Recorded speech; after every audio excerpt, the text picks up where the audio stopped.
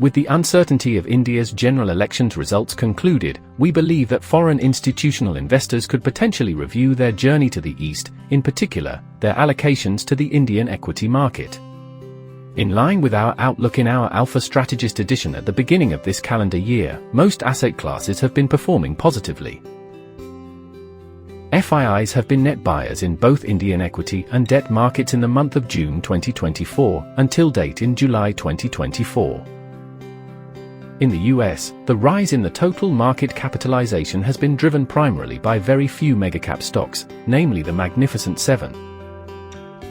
In India, the rally has been far more broad-based. Upcoming events in the US, namely the November 2024 elections and the Federal Reserve's awaited interest rate decision, are key factors for global managers to monitor.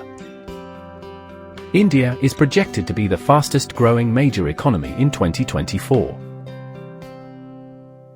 India's weight in MSCI Emerging Market Index has also been increasing since 2021. Aided by a narrower merchandise trade deficit and robust expansion in the services sector, India's current account balance has improved significantly, and is at a surplus of 0.6% of GDP as March 2024 data.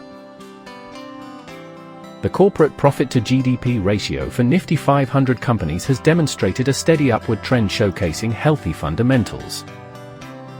The temperature gauge index remains in the fair value zone.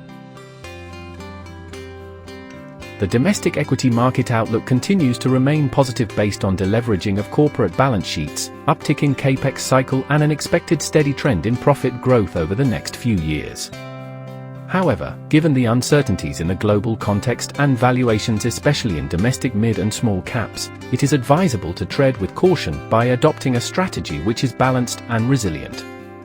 Based on their risk profile, investors having the appropriate level of equity allocation can continue to remain invested. If equity allocation is lower than desired levels, investors can increase allocation by implementing a staggered investment strategy over 3 to 6 months for large and multi-cap strategies, and 6 to 12 months for select mid and small cap strategies. The most optimum lump sum deployment strategy could be through multi-asset and balanced advantage category of funds taking exposure across asset classes in the current scenario with accelerated deployment in equity in the event of a meaningful sharp correction. The 10-year GSEC yield has eased from 7.35% in October 2023 to the current range of around 7%. We reiterate our view to have a duration bias in the fixed income portfolio so as to capitalize on the likely softening of yields in the next 1 to 2 years.